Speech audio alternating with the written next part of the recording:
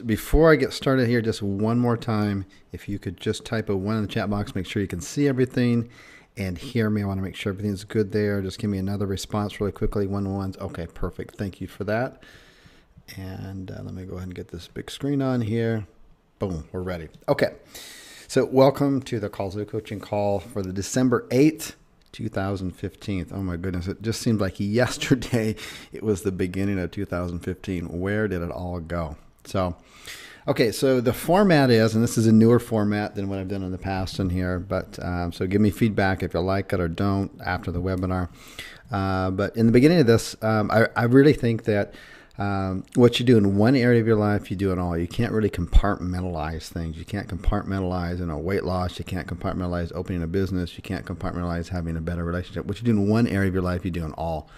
And I think a lot of people fail in certain areas of their life because they try to compartmentalize. It's like they try to separate it. And in fact, a really good friend of mine, Chris Munch, we were on the phone today, and he challenged me that he watched a video where I mentioned that what you do in one area of your life, you do in all. And he was like, yeah, bullshit. And so he went out and did some research, and he found out indeed, and he shared the documents with me that that CEOs of successful companies and startup companies are really fit. How about that? So he said, yes, I do agree with you. And then we went on to talk about some really interesting things about that, but that's for another topic. So what I'm going to share with you is kind of like, whatever's on my mind on that. I do practice what I preach, and I do encourage everybody to wake up every morning to spend at least 5 minutes just meditating, relaxing, calming the mind, and then just immediately when you're done with that, spend 20 minutes. Get on Kindle and start reading. Learn to train and focus the mind. That's just a perfect way to start the day. So with that, I want to share a quick topic with you, and then we'll dive right into the questions. We got a ton of really good questions coming in this week, so it's going to be a busy coaching call. So, all right. So I want to. Whoops. Let me go back. Where is that? There we go. Okay. So I want to have a kind of a frank conversation with everybody here about what it takes to become motivated to achieve your goals. Now, a lot of people have asked me, look, I wasn't able to achieve any goals until I was 41 years old, and I did the transformation contest. And really from there, everything just completely turned around 180 degrees, not just physically, but financially and just on all single levels. So I know a few things about motivation. I know a lot of things about not being motivated. So these are some of the things I want to share with you really quickly, and then we'll get on to the questions at hand on that end of it. So, what does it really take to become motivated to achieve your goals? More importantly, to stay motivated. And your goals might be to, lose unwanted fat, start a business, get a girlfriend, get a boyfriend, self-development, happiness, travel, start a online business, whatever it is on this end of it. I'm going to share with you and teach with you my opinion. It's just my opinion of what it takes to get there. And it's just based off of my experience. You know how you get that kind of feeling where you're kind of motivated to achieve a goal, but then sometimes you don't. We're going to talk about here on how to stay motivated, because what happens is people have these moments of when they're motivated and they make themselves promises and they're going to do something, and then those kind of disappear right away. So what I find really interesting about motivation is just how many people, including myself in the past, just completely suffer from it. What happens is that you let your higher self, I'll just call it your higher self on here, that allows you to really think about the things in your life that you're possible of doing. It's kind of in those moments where you're thinking, you know what, I can do this. You get really inspired. It's like you see a picture of somebody really fit, maybe before and after picture or something like that, and you think, man, I can do that too. And it's in that moments when your higher self believes you can do it, and then you make that commitment to yourself that you can actually go out and achieve these goals. Maybe it's weight loss, or maybe it's opening up a new business, or whatever. But Then the next day rolls around, or even a couple of hours later, or even a couple of minutes, and you no longer have the drive to do so. So, an example. An example is maybe you got really inspired. You're in this higher self, present state of mind, and you said, I've been 40 pounds overweight. I don't like it. I don't like this belly pushing out. I got motivated by seeing these photos or reading an article or video or whatever, and you've determined that you're going to start eating better. You're going to start going to the gym, and then what happens is that maybe you stick with that for a couple of days or a couple of hours, and then you go out with your friends, right? And you go out with your friends, and you're like, I'm committed to this. I'm going to do this. I'm just going to go out with my friends and have fun. I can create a balance in my life. I don't have to give in. And then after a few hours of hanging around and having fun, you're back into the old swing of things. And then your friends are like, hey, let's all go out for pizza. Yeah, let's order pizza. There's a sale on pizza, blah, blah, blah. And you're like, well, no, I don't really want any. And then they're like, whatever. And they order it, and the smell is around. And then you just say, screw it. I'm just going to have a piece of pizza. And then at that moment, when that pizza actually touches the end of your tongue, this is a really powerful moment. That motivation is 10 times, no, 100 times more powerful than the motivation that you had previously about, that you wanted to lose the weight, you want to get down, and you completely get overtaken by it. So I'm sure we can all relate to that, right? So let's say that you want to become, say, for example, more successful in an online business, okay? And say that you're going to say, okay, you know what? I work a regular job during the week, and I'm going to start working on my online business over the weekend. And same kind of similar situation as the pizza situation with your friends. The weekend comes and kind of your old habits become more motivating than your end goal. And so you end up going back in old habits. Maybe it's, hanging out with friends, watching TV games, going to the mall with the kids or whatever. You just fall back into it. And that initial feel becomes more motivating than what you felt during the week of, how much your job sucks and how you've got a potential opportunity here to work on your online business. So the biggest problem is that you have moments of inspiration. That's what I was trying to give an example of these moments of inspiration, which you keep those in your life, and you start thinking about those kind of situations. It was like, man, if only I could keep motivated, my life would be amazing, right? I mean, how many times have we restarted that wheel over here? And then quickly those moments of inspiration just kind of go away.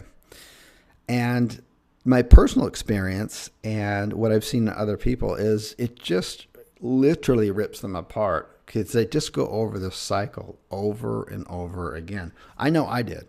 I did for 41 years. Tried to quit drinking, tried to start a job. I swore I was going to start over the next week or on Monday.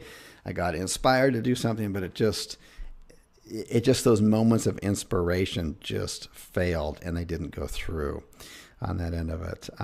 So what I would like to see really on this is I'd like to see other people just succeed. The only reason I'm sharing this is I just want to see other people succeed. For whatever it's worth, I just think it would make the world a better place. But I can really relate to how kind of haunted I used to be by seeing other people succeed. They just kind of go, go, go. And it's like, man, they're born from a different cloth. I mean, why are they succeeding and I'm not? And then I would either look up to these other people and put them up on a pedestal, or I would have another reaction, which is natural. I would envy them or hate them, or even I would rationalize that, hey, they can't be really doing this. They must be gaming the system somehow and, ripping people off and scamming them, just to rationalize my own pitiful situation. So anyways, so first, I think we really need to understand that you are not who you think you are. Okay. I know it sounds kind of weird, but you're not who you really think you are. You're actually a bunch of different type of personalities. I mean, we are complex people, right? So what happens is that when you're confronted with certain situations, it stimulates you and it draws out different personalities or personas in yourself. So this is why you might make an agreement with yourself and then later on you don't stick with it. So you might get stimulated by being motivated by going to an event or watching a video or reading a story, and then that will draw out kind of your higher self, your self that kind of feels like, hey, I'm invincible, I can do anything, I can do this. And then you commit to doing it, and then later on you end up going out with your friends or something and you fall back into the old self. So I really think that we have different sides to ourselves, and I'm just going to call them kind of your higher self, which is what I referred to before, your day-to-day self, and then your lower self. So you want to think about your higher self as your highest aspirations. It's the side of yourself that wants to become the best and offer the most to the world. It's that feeling of inspiration. It's those moments where you feel like you can do it. You can really do anything. That's your higher self, okay? And then there's their day-to-day self. You want to, just take care of day-to-day things. Just pay your bills, pay your mortgage, eat, just go have fun with your friends. It's just the day-to-day stuff. Have good sex. It's just your day-to-day kind of stuff, and that's a different kind of self that you have. And then you have your lower self. And we all have these three levels, okay, at all times, no matter what. Unless, of course, you're enlightened or something, and then you wouldn't. But, that doesn't fit myself or anybody on the call, right? So your lower self is kind of your pity self. And unfortunately, it's where a lot of people kind of hang out. And it's that feeling where you kind of want to show up that guy that, didn't show you any respect, or you want to kind of show up that teacher that thought, you were never going to amount to anything, or maybe you wanted to show up that girl or that guy who hurt you in a relationship and you want to show them up.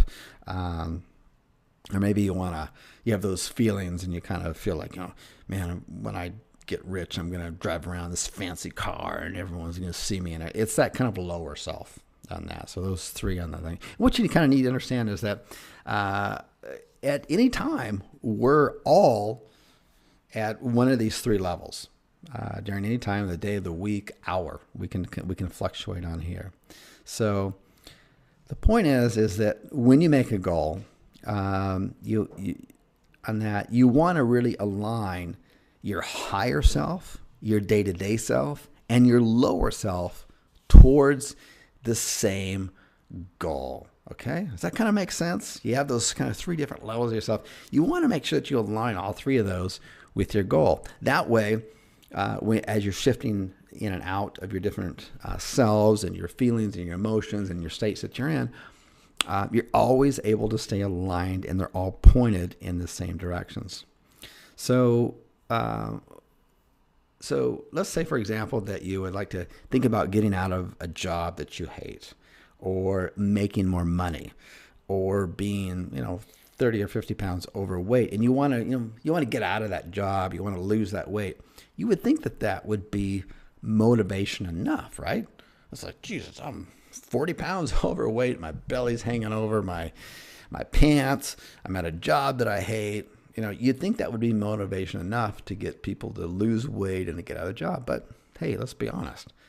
Clearly it's not, because there's just the majority is in that situation, right? Or if not one of those situations, if not both, one of those situations. So what would be a higher self motivation? Let's start there. So, and I'll talk about me for a minute on that. So for me, my higher self motivation, what really motivates that higher self, not the day-to-day, not the lower self, but the higher self, is that for me, when I look at opening a business and online business, and I corely believe that what you do in one area of your life, you do in all. I also believe that you rarely succeed beyond your personal growth. So for me, opening an online business and being successful at it also means improving my social skills. It means because in order to run and operate a successful business, I need to have good social skills. I need to have good communication skills. And this is an area that I've always wanted to improve in. I grew up a very shy kid. My background is that I stuttered in school. I never developed kind of the normal social skills that kids do, just interacting with other kids and, talking with other kids. I was always isolated out because I had a really severe stuttering problem. Stuttering problem, and I just never developed that. I was always on the outcast. I was always the kid that you just kind of never spoke to in school. So I had a really rough upbringing. There's a lot of other things that went on too, but so this allows me to become a better person, which allows me to offer more value to my family, my kids, and my friends. I mean, anytime that you're developing as a person and you're pushing yourself out there, you're becoming more valuable. You're becoming a better part of yourself, and you're offering. Therefore, you just inherently offer more to others. So this makes me a better role model for my kids. It teaches me all kinds of things. I mean, opening up an online business is, a lot of people just think out as just open an online business, learn SEO, or learn paid marketing, learn how to train VAs, and that's just like, yeah, that's all the mechanics of it. But let's talk about the brains and the person behind it who's actually running it. And so, this has really taught me to become free of outcomes and stay present in the moment, teaching me to be a better person on that. So there's a lot of personal growth aspects that I think are required to operate and run a successful business. And so I would challenge you to kind of think about running and starting your online business. Is that this is an opportunity to face your fears. This is an opportunity to face maybe some of your social and personal growth weaknesses, and that you've got to tap into those. And this is a perfect opportunity to do it. And really, quite frankly, it's those are the bigger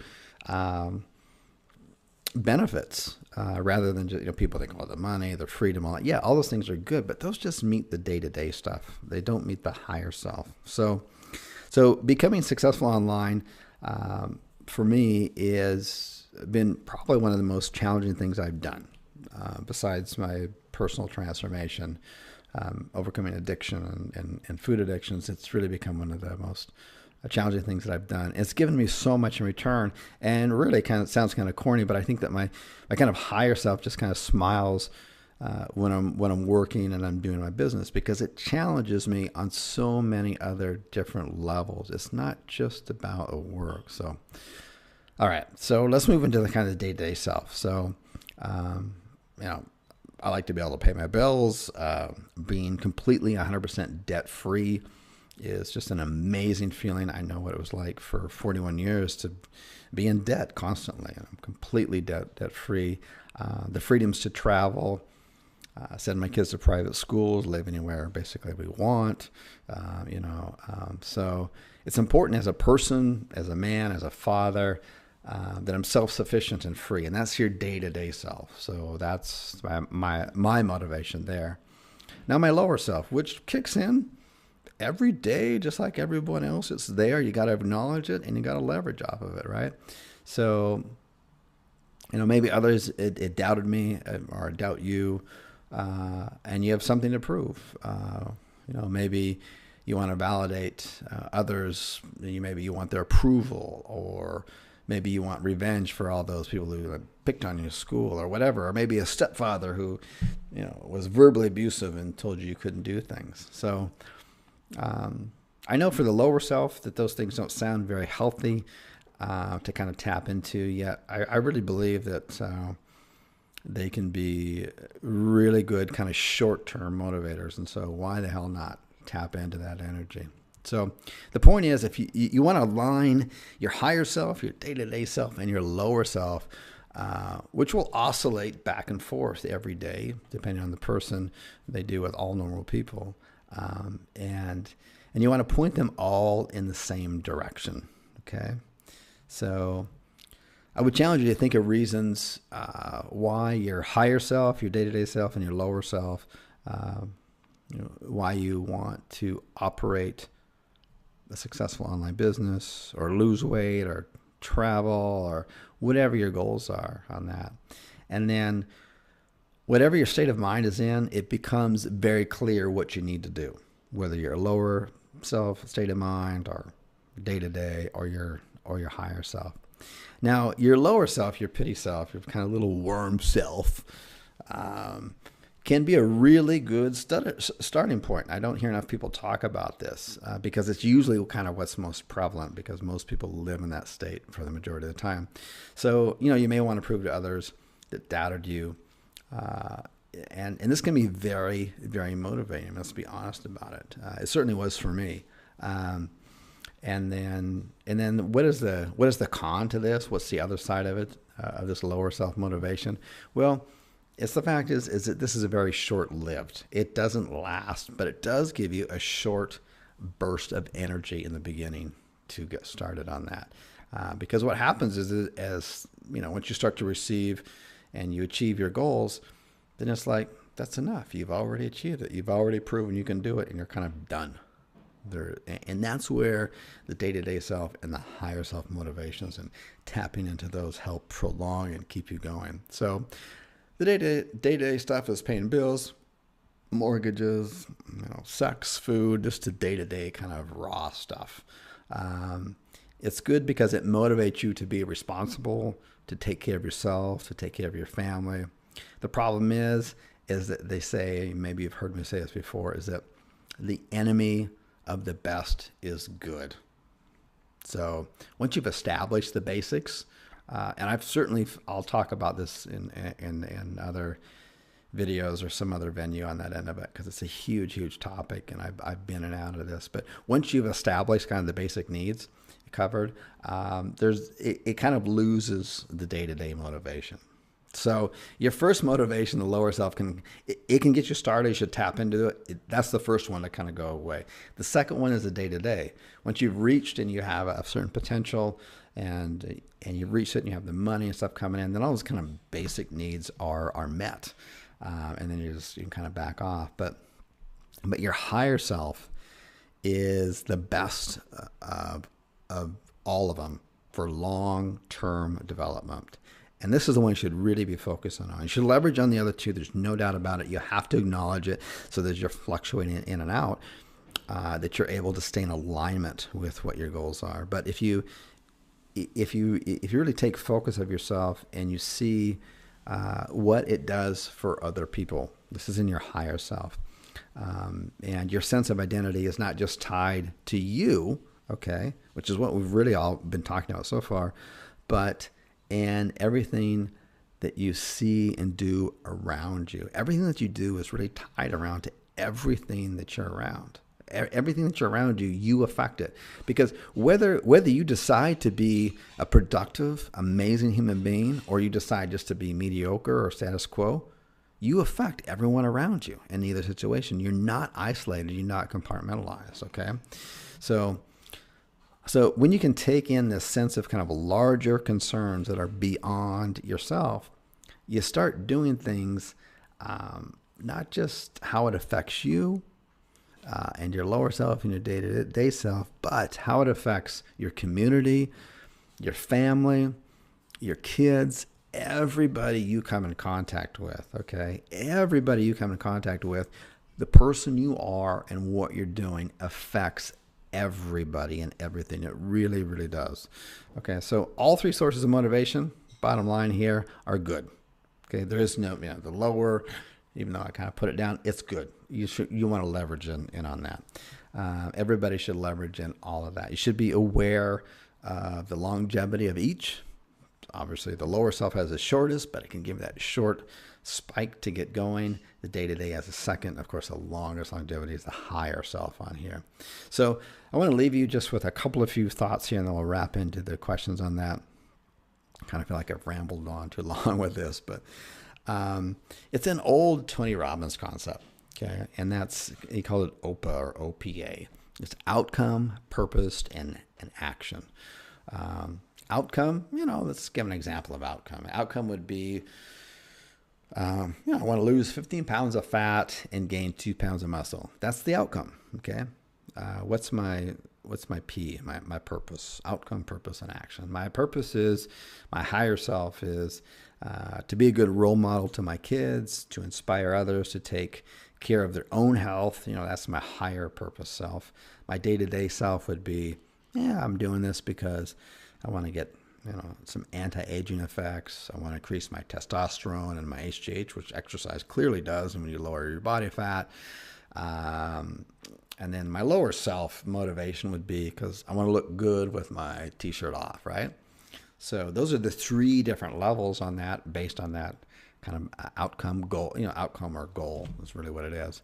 So here's what gets really interesting. And you really want to start kind of thinking about how each of these kind of web out and really start to, it's not so isolated with you. So let me just show you how this kind of webs out. So with this one example here of losing some fat and gaining just a few pounds of muscle in here, I do this because I want to be a good role model to my kids. That's kind of a higher self. But when they grow up in a household like that, where their father is fit and exercising, watching what he's eating and stuff, how will that affect them? How does that affect their day-to-day actions? How does that affect their future? Okay. Their decisions, maybe when they get into, those kind of troubled teenage years. I shouldn't call it troubled teenage years. Just those teenage years, to drink or do fast foods or drugs or stuff. How is that going to affect their decision process? Okay. You kind of see how that webs out. It's not just about you. Your actions indirectly affect everybody around you. I don't need to be shouting at the top of the hill, hey, you need to stay fit and healthy, blah, blah, blah. It's just hang around me. I will say nothing about it. You will be affected by it, period. And especially my, people who live in my household, that see me again in the morning, drinking, or in the afternoon, drinking green juices and stuff like this. They just grow up, and that's going to affect them. So that's got to be part of my motivation on that end of it. So, my day-to-day self looks at it and say, you know what, I'm gonna lose the weight, gain a little bit of extra muscle mass on here, not much, just a little bit, so I can have more energy. And how will this affect how I engage with others? Well, it's gonna raise my testosterone levels. That's a proven fact. It's gonna affect my sexual relationship with my wife. And you can kind of see how this is going to web out here. It's going to web out. It's going to affect, once you have someone and their energy levels are higher and their hormones are in balance and everything, and they're just alive and more, they're more engaging in the world, and they're going to affect others in a positive way in there. So let's kind of look at this from how a normal person, has kind of had a hard work day, and they had the same goal. They're like, I want to lose some weight, gain a little bit of muscle mass. Who doesn't want to look and feel healthier, right? Everyone does, but not everyone does. So like a normal person will look at this and say they had a really long day, and they're tired, and they really feel like they want to rest now. And so it's like resting now would feel really good, versus going to the gym and working out because they had that original goal that they wanted to lose 15 pounds of fat and gain a couple of pounds of muscle. And they're like, nah, I'm too tired. I've worked an 18-hour day. I'm just going to go to sleep. So in that situation, and that's the normal situation, okay, that's that struggle, that painful feeling that everybody feels. That's not enough motivation. Versus, well, I'll go to the gym and I have all these webs of things that were going to happen. I'm going to inspire others. I'm going to affect my kids' future on here. I'm going to look younger. I'm going to have more energy. So I'm going to be more profitable in my business. I'm going to have better sex life on this because I'm healthier. I have more energy. My testosterone levels are higher on that. Then that will happen. So then you're just kind of drawn to the gym. It's like, yeah, I'm tired, but I'm motivated, I'm committed. I'm going to do this because you have all these other reasons that you've thought out.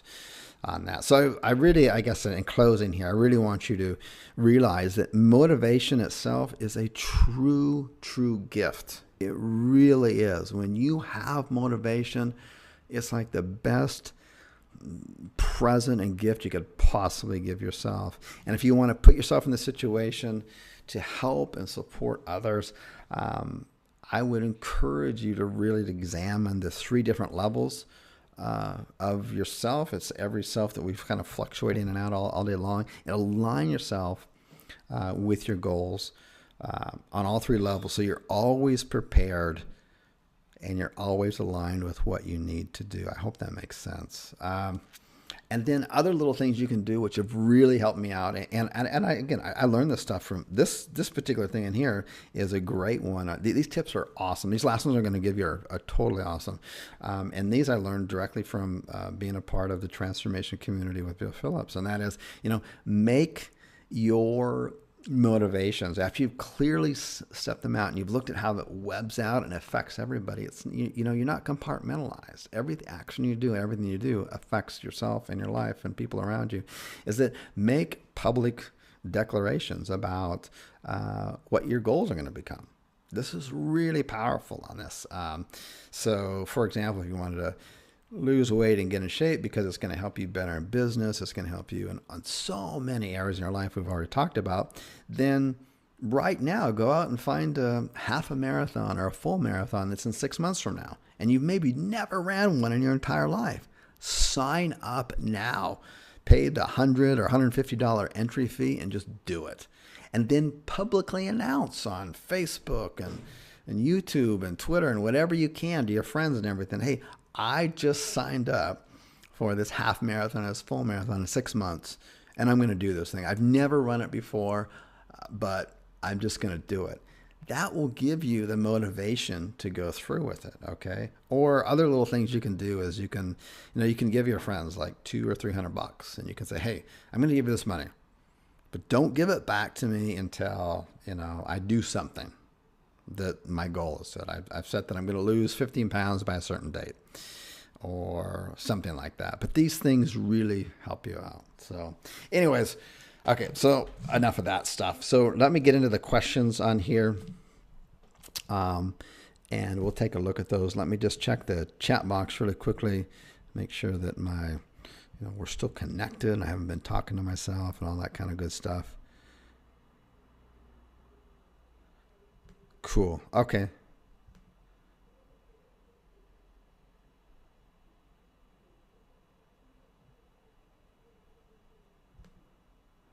Okay, cool. All right, so my screens maybe haven't changed on here. That's okay. That's why we have a replay. So I'm going to march right into the questions on this end of it. So we'll get back into the nitty-gritty of it.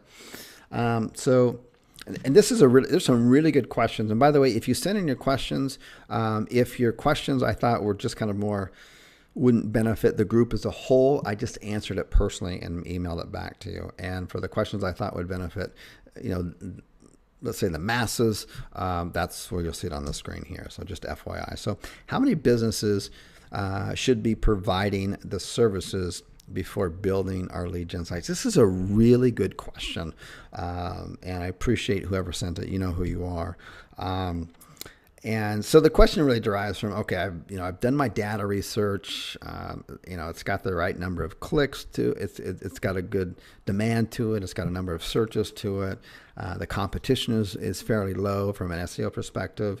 And I could expand this out to 10, 15, 20 cities because I've already explored them as well. So this looks like a really viable market. So the next question you really should be asking yourself is, are there enough businesses basically in each market that you could be providing this to? So in other words, maybe, whatever niche it is, maybe there's only 2 businesses in that whole city that would even be interested in the niches. And would that put yourself in a vulnerable position? And I think it's a really good question to ask. Although it's a great question, but at the same time, it's not something that everyone needs to concern themselves with. And the reason is because if you type in, whatever niche you're in and you're doing the research, and and you see, 10, 11, I think it's 11 now, 11 Google AdWords up, that means there's a minimum of 11 businesses in that area that want those leads that you're going to be providing. So the first factor is that as you're typing in, are there 3 Google AdWords, on the top? And then, I think it depends on the area. They're always playing around with this stuff. Is there, 9 or 10 or 7 on the side? And in other words, is there at least 10 people, 10 different businesses in that area advertising for that keyword that you just punched in? If yes, then you got no problems. You're going to have plenty of people that you can offer your leads to that are currently advertising and understand the value of it. If, however, you punch in your keywords and you're looking at a city and there aren't hardly any Google AdWords, there's only maybe 3 or 4, then you may want to look a little bit closer to it. But I would say at a bare minimum, there needs to be 5 businesses, although that's going to be so minimal that you'd rarely run into that. The only time you're going to run into that is when the populations are like 125,000 and less. And I don't even recommend that. I recommend, at least 150,000 or more. And if you're looking, particularly in the United States, if you're looking, there's easily 15, 20, 25 cities that are above 200,000. So that's normally not going to be an issue. But I'd say bare minimum of 5, I'd say easily everyone would find 10 or more. So good question. Good thing to, kind of question out there, and I do appreciate it. So let's go on to the next one on here. Where can we find good sources of content? So it's kind of a 2-question source on here. So what is your recommended done for you type of articles? And then also, how do you find good VAs and training on that? I've got a good YouTube video, a recent event that I was invited to go to in Hong Kong. And I talked about KPIs, key performance indicators. Every person there paid $750 to attend. It was sold out on that, so you can go watch it for free. Everyone else had to fly to Bangkok and stuff. But I would encourage you to do that, watch that. But there's some kind of misconceptions I kind of want to get out of the way here that I think is prevalent in the society. And it's part of the kind of the group think. I'll do another kind of rant video about group think. But there's this idea out there that and it's fairly prevalent, especially in the IM kind of industry or people getting started online, is that that you should really look to hire a VA, and then there's this assumption that the VA is going to just kind of, run your business and just kind of, write your articles and do your SEO, and you're just going to sit back and relax and on the beach and drink margaritas. You know what? That's just not freaking reality. Okay. That's just not the way it happens. And the way that I've always talked about it, especially with VAs, is you're the CEO of your business. You have to know every aspect and every job responsibility of your business so that you can teach it. Well, first you have to know it. So in order to know it, you've got to do it. And then once you get to the point to where you do it and you're expert at it, now you're ready to train someone else to do it. It doesn't happen the other way, where you just take a VA from the Philippines, which is normally the most popular place, and then say, here's my access code, my username and password to a course, study it, and then go do it. It doesn't work that way. I couldn't make it that work way. I just don't see people do that. You have to know your business. So I would say that, in the beginning, you need to know your business. You need to understand it. You personally need to know. You need to know how to do the SEO. You need to understand the struggles and what it takes to do it. Same with the content writing on here. People who, especially with content writing, it's like people are like, whoa, I'm not going to write nothing. Forget it. No. Not me. I'm not going to write nothing. And it takes, I would really encourage you to wake up And just for your first site, if you've never done this before, you need to sit down and write these out yourself. It's not that hard. It's about just focus and just, literally spending maybe 20 minutes and just writing out some good articles. It's well known, Google has algorithms out now that are able to look at the quality of content and then judge whether real people would find those content of any value. So you need to have good shit out there. I mean, that's just the matter. And so, homepage on that, you need to write that your own homepage yourself. As far as I'm concerned, you need to do that a good, 5-10 times. And then you're qualified, in my opinion, to then train someone else how to do it properly. Okay. But then, then you got to vet them. You got to make sure that they know you got to check against their background and their material, and that kind of stuff. All the regular HR stuff a real business would do. Okay. This isn't like, just hire somebody for $3 or $4 an hour and then just go and coast off it. That's not reality. We need to wake up, folks. But recommended places on here that you can get kind of done for you kind of services. You always get what you pay for. You want quality stuff.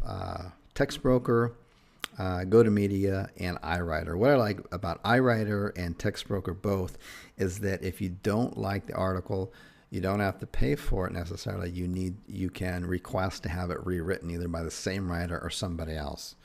Okay.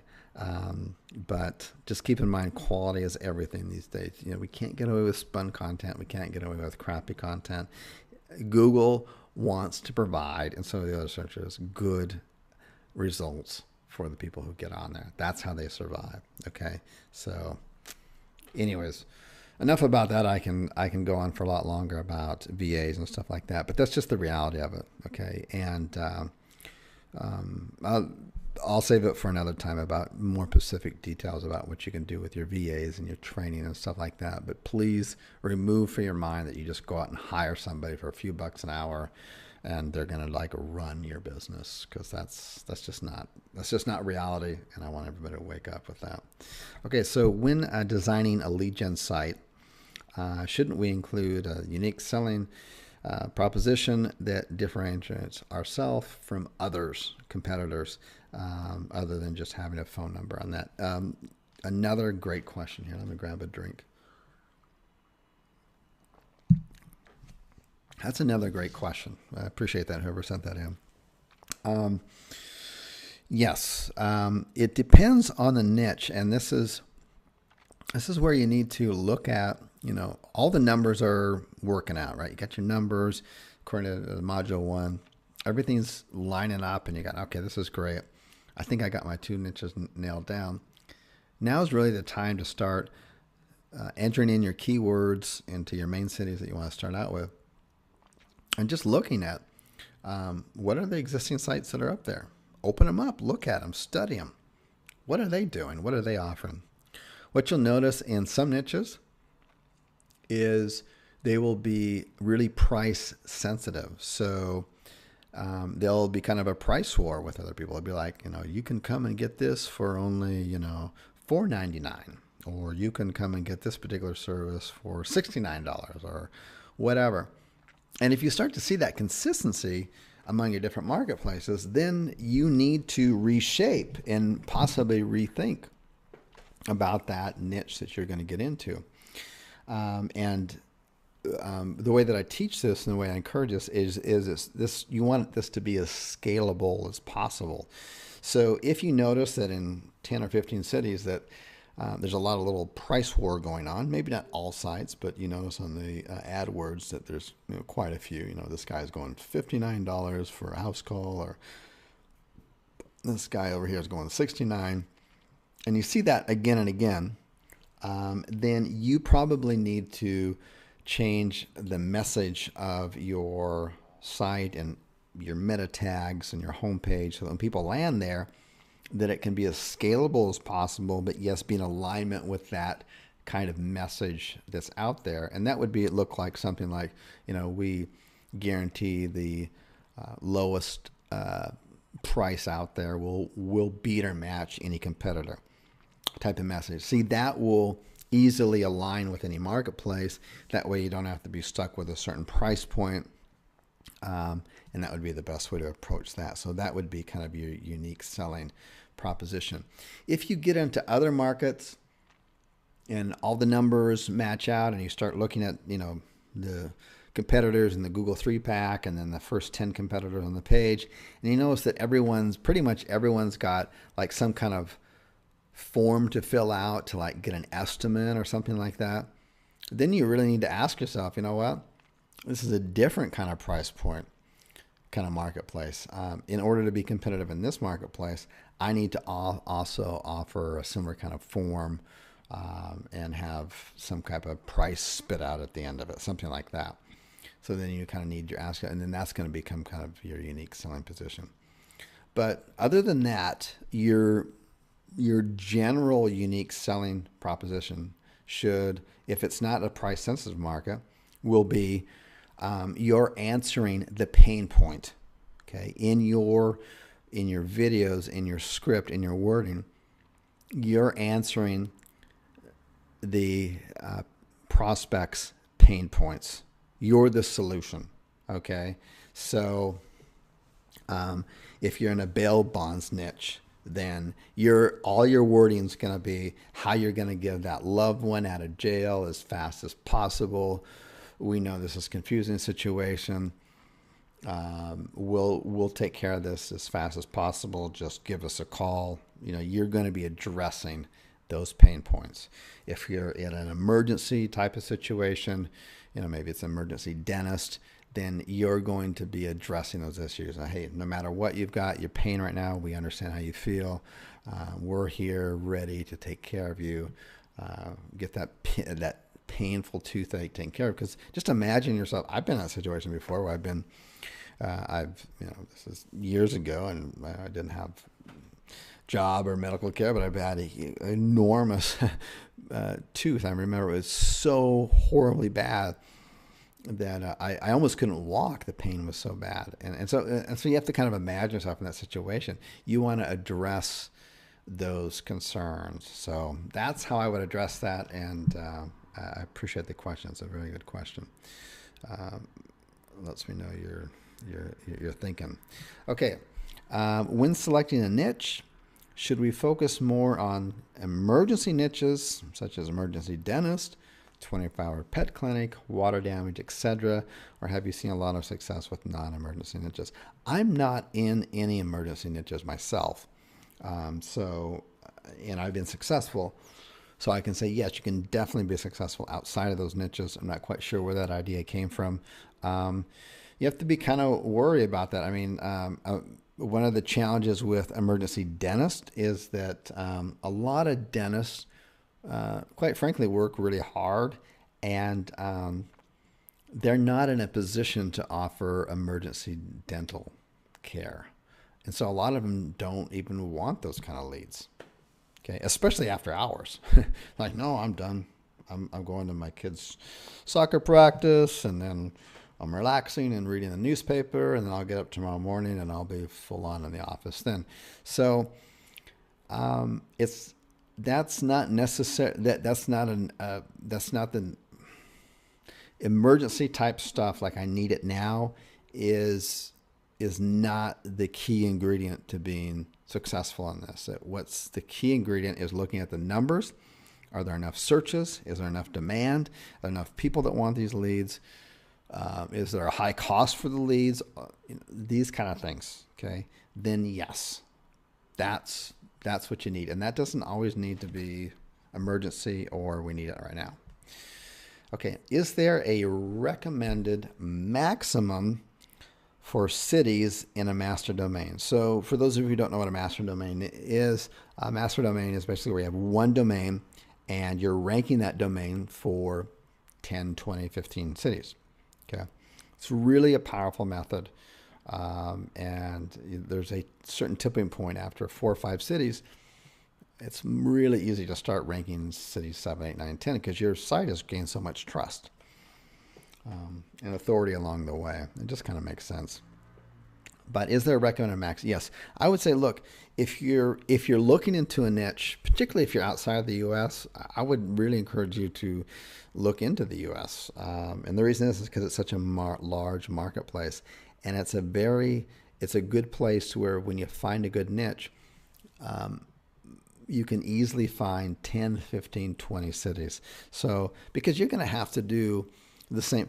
You don't want to, and this is the way I used to run my business. I'm talking purely from experience here, is that you don't want to, look at a niche and then rank one domain for that one city. You'd rather gain some kind of credibility for that and then gain for the same niche off of the same domain in another city, do a little bit more work, but not as much as you did in the first city, right?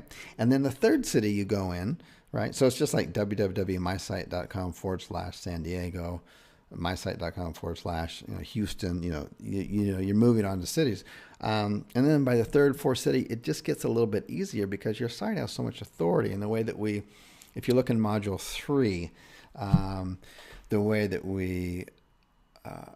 I teach backlinking those sites, interlinking those sites with your posts. And I'm just pulling up here the site structure on 3. I just added a different module in there. So for the current members on that, on module 3, I added a 6th video, and on that I go over the not only the master domains, but the master domains where you have, it's a little complex maybe for this call, but you have multiple groups of keywords per city. So like for plumber, for example, like plumber San Diego, plumbers in San Diego, plumber San Diego, these kind of things, that really warrants one page, okay, in order to rank that. Fairly competitive marketplace, by the way. And then another keyword group, which would warrant a separate home page for San Diego, would be drain cleaning. Okay, so there's variations of drain cleaning, but that would require really a second page. And then a third home page for San Diego would be the heating and cooling niche. No longer can you rank one page for like plumbers in San Diego, heating and cooling in San Diego, and drain cleaning in San Diego. You can't do that anymore.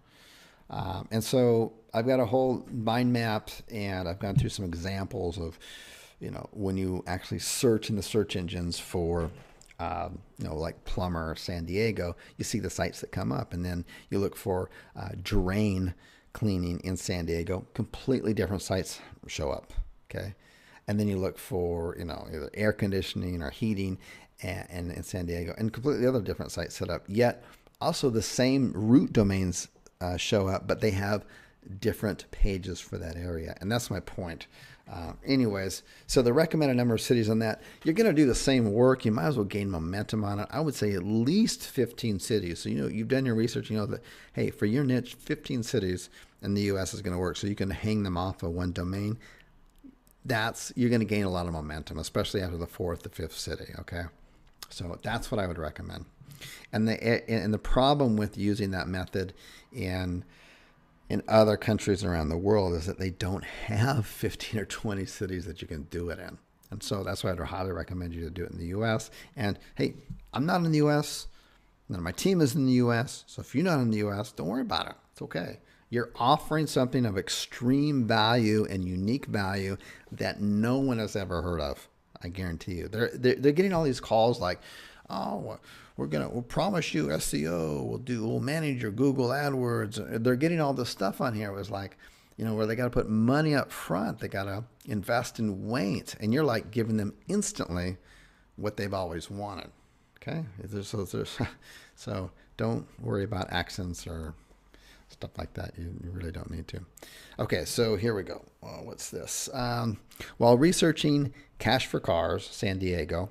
So this is in a module that I taught, in module 1. So while researching cars for cash in San Diego, you said you can probably find some other keywords too to go along with these, maybe some more that might be a little more specific to the San Diego market. My question is, does this mean that you would have those keywords only in San Diego area or in all cities? In other words, do we customize our city for each? Do we customize our keywords for each city? Good question, and apologize if there was any confusion on that. So, no. What I was trying to express in that training video was I was going through it rather quickly. Although some people comment in the Facebook group how easy it was that I found those niches. But I was going through it really, really fast. But at the same time, I wanted it to be like a look over my shoulder so you can also get kind of a real feel about what it takes to research a good niche. So in my efforts to do that, I was kind of going through quickly, and I just expressed that, hey, you probably want to explore a little bit more. Be like a curious George, right? And go through, don't just be satisfied with the current keywords that you found. Go look at the other AdWord groups that the Keyword Planner offers, and you might find another niche. You might find another sub-niche. You may discover that niche also does something else. There's all kinds of amazing things that you can do. You can discover through that. So don't just stop short at what I did during a 10 or 20 minute video of look over my shoulder. Spend a little bit of time just poking around. Hey, did you miss anything? What else? What other clues is Google going to give you? That's really all that I was saying on that end of it. And by no means should you want to look at this as scalable, and you want to grow it as quickly as possible. So in no means do you want to have like completely different keyword groups for different cities. You want to have the same keyword groups for every city. You want to have the same template, the same design, everything for every city for every niche. Okay, it wants to be scalable, and it wants to be the same. You want to stamp it out for the cities. Okay. All right, so here's another great question. We've been getting a lot of questions about this. So hosting considerations. So only log in from the proxy to buy the hosting. And this is where in module 2 where we go over basically how to blend in with the locals.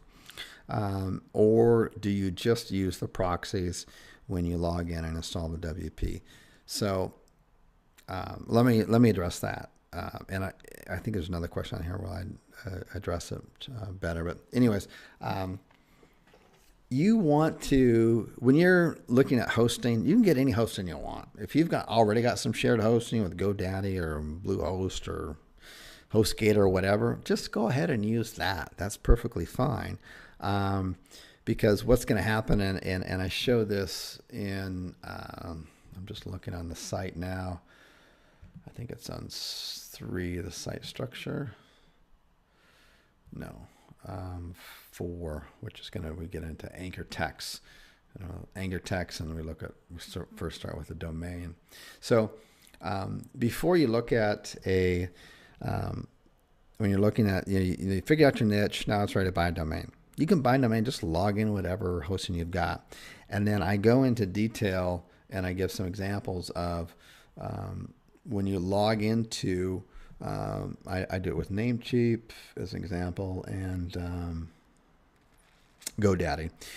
And every hosting provider, every domain provider has these features. You can set up your register for a different name and address and phone number and email than the billing. And it's very common because many businesses out there offer the service of SEO or we'll build your site type of thing. We'll go out and buy your domain, and we'll buy it and we'll just bill it through us. But we'll obviously charge you more per month for it. But the register of it and who to contact will be under your information. This is very common practice. So there's nothing shifty about it. So I show you some demonstrations where I go through that with GoDaddy and how to set that up. So what you want to do is you can do that through any proxy that you want. It's perfectly fine. And through any regular hosting that you got. You don't need any special hosting for this. But then afterwards, when you actually go onto the site to make changes to it, get a Gmail account, do some local backlinks and stuff. You want Google to know that, hey, that website, it's you locally, wherever that is. That's really important for the trust factor. Google tracks everything. Okay, the data out there that they track is unbelievable. So don't think for a minute that these little stuff is just like, it's just kind of a little thing to do. No, it's really, really important. It just makes total sense that if you're first opening up in Houston, Texas, that every time you log into the site, you're logging in from Houston. You go to get a citation from Yellow Pages or Yelp, you're doing it from a Houston citation. Okay. When you go to sign up for a Gmail account, guess what? You're doing it from a Houston IP address. It just makes sense. It builds trust. And it's about building this fortress of trust with the citations, with the YouTube channel, with a Facebook business page, with backlinks locally from Houston itself. Okay, this all makes sense to Google. Okay, the days are long gone where you can just have someone log in from the Philippines and just start sending backlinks from some kind of educational or government site from wherever in the world. These are gone, and it's like when you think about it, it's like, duh, all of a sudden you've got a site which has a name like, Phoenix plumbers in PhoenixAZ.com. That's the domain name. And then everywhere it logs in is outside of Phoenix, and all the backlinks are coming from, these so-called EDU sites and government sites and stuff like this, and these wiki sites. It's like there's nothing local going on here.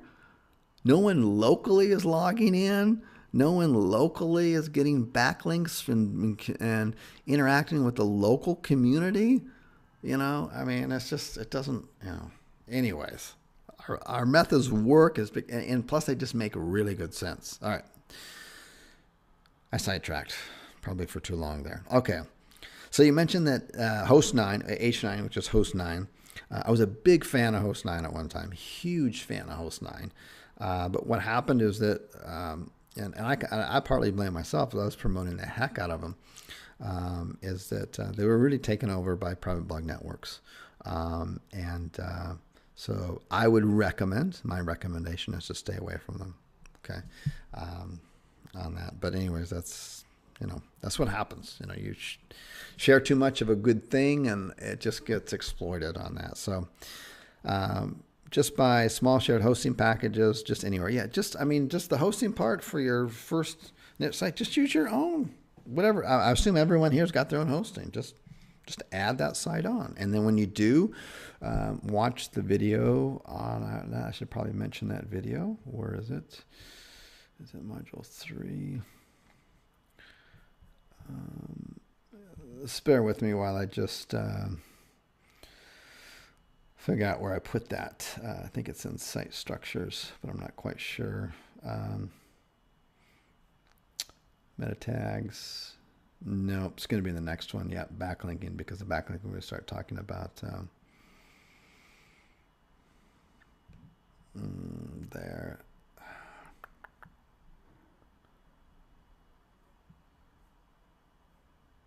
Anyways, I'm not going to continue because I don't want to just pause for all this time. It's like a big dummy here. But there is a video in the current training that shows you step by step, and I go in and I show you how to buy a domain name under your niche and how to do that, how to set it up, even though it's your own current account that maybe you've had for years. So it's really easy. You don't need to go out and buy separate accounts or any of that kind of stuff. Okay, when setting up a Google account, do you recommend alias names first and last? Yes, definitely. Just go to fakenamegenerator.com, fakenamegenerator.com. If you can't think of an alias name yourself, and that's what you want to use. And then that's going to be the name that you're going to use for the alias of the Gmail account, the Google Plus account for that business, okay? For when you register the domain name. Okay. And so this question leads into those two. This is a really good question here. What order do you recommend the steps in? In other words, do we get the hosting first, or do we get a Google account? Do we secure the physical address location? Do we set up the verification of the call to number? So what things do we do? So here it is. It's the next slide. I went ahead and wrote these out. So the first thing you want to do, and this is kind of an order what it is in the training, is pick an address. And I teach two methods on how to pick an address in there. So, you pay attention to which one fits you, okay? So you pick an address, boom, that's your address. Then you're going to want to come up with an alias name, okay? Then you want to get a call-to phone number. Then you get a Gmail account. Now at this point, you've got everything that you need. You got a name, you got an address, and you got a phone number, right? Name, address, and phone number. Boom, you're done. You're golden. At that point, you're ready to move forward, okay? And, oh, there it is. So you register domain. I teach that in Module 3, Video 3, okay? Module 3, Video 3. So that's the order, and it kind of makes sense, right? You need an address, you need a name, you need a phone number. And that's what you'd need to fill out. And you need a Gmail account, right? That's what you'd need to register for a domain name. And I show you how to register for a domain name even under your current account, but you use your alias name in here, okay? All right, so let's go on here. So I have a niche researched in my area with the cost per click is very high, around $41 on average. Other areas show between 9 and 14, okay? That's typical. The lowest revenue for the business owner would be around $300 a call, but will sometimes go for $4,000 or $5,000. So, that's a pretty big range. So the average has got to be somewhere in between there, right? So my question is on why we need to go for the 4X cost per click. I was thinking of charging $30 or so per call, even in my area with a high cost per click. Your advice? Okay, this is a great question. Okay, this is a really good question.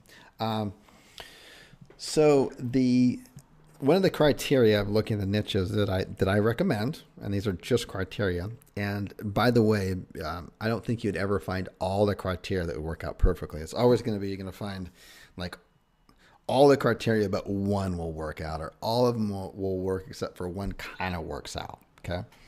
That's just the way life is. The 4CP, so your average cost per click, so you take all your 4 to 7 keywords and your average cost per click, whatever that is, you take it times 4. Could you charge that much per call? And you profit and your client profits. If that question is yes, then what that will set you up to do in a future date, fairly easy, with a lot of room for error because you're just starting out, would be that after you get your sites ranking, then if you want to layer on top of that Google AdWords to also send Google AdWords to your client and charge them along with your organic searches, right? But the Google AdWords is going to cost you money, right, to place those ads. So you need to have enough cushion in there, particularly when you're starting out, error cushion in there, and that's where the 4X comes in, so that you're going to be footing the bill for that, that you're going to get enough calls, enough qualified calls, that you're going to be able to make a profit. Okay, and one of the fastest ways to grow your business, although it takes some experimentation with Google AdWords, and therefore it takes some startup cost, is that with Google AdWords, if you got it dialed in to where you really understand the marketplace, and then your Google AdWords campaign, you've got a really high click-through rate, you've got a really good quality page, people who click through it on your Google AdWords hang around there for a while, at least 3 minutes or more, then you're going to get a really good Google AdWords quality score, and Google's going to reward you by reducing the price that they normally advertise. They normally kind of show the suggested bid on the Google AdWords or keyword planner. Let's say it's, $10 a click is what this suggested is. If you get all those things in alignment, which I just talked about, you can expect to pay around $5 or $6 instead. So around about a 40% discount, because it just makes sense for Google to do that because the people have voted. Okay, the people have voted that they like your ads because they click through your ads more than the other guys or gals, and they stay on your site for a good amount of time. So Google's like, this must be really good for our users. So we'd like to see more of you, and we'll reward you by giving you a less pay-per-click. Okay, so it's kind of a win-win. It takes a little bit of experimentation to get up to that. It takes some A/B splitting and stuff. But once you got it, here's the key. Once you've invested the money to do that and you got it down, then that same ad, okay, it has that high click-through rate, and the customers stay on your site, and Google rewards you with a low cost per click. Then that's going to work in 10, 20, 15, 20 other cities, okay, in the same country. And that's where you really scale really fast. But it does take some funds to do because you got to play around with that Google AdWords for a while. You got to be kind of tough for it. I've seen people shake at it and they're like, "Whoa! I just lost $500, which is nothing, by the way." I know that sounds. I shouldn't say that's nothing. It's a lot for a lot of people, but. They may, oh man, I just spent $500 on Google AdWords and for my pay-per-call business, and I lost $200 or whatever. That just hurts way too much. I got to back off, and then they just back off on that. But if you stay with it and you push through it, it can be a huge reward. So to leave that door open, if you want to do an ad and layer on top of that Google AdWords, then a good safe number to give you a lot of flexibility to make mistakes and screw up is a 4x. Okay, that's why I leave that there. Again, I probably rambled on too long for that, but okay. If I have several niches in the same city, can I use the same IP address if they are in the same industry, i.e. medical, home improvement, finance, or do I need separate IPs? Okay, so let's get this separate IPs, and because you have a separate IP address and a dedicated Firefox profile, because it's the profile that tracks everything. First of all, I don't recommend that you get into several niches in the same city. I recommend that you drill down deep into one and then take it and expand that out into many cities. Okay, so let's get that out of the way. But if you decided not to heed that advice and instead you went into one city or one state and you went into 2 or 3 different niches, it doesn't make sense to you. You need to have a separate, you could have that same IP address, but you have to use that IP address, say for Houston, and let's say it's Houston and paintless dent removal. Then you log in to a separate Firefox profile and you use that Houston IP address.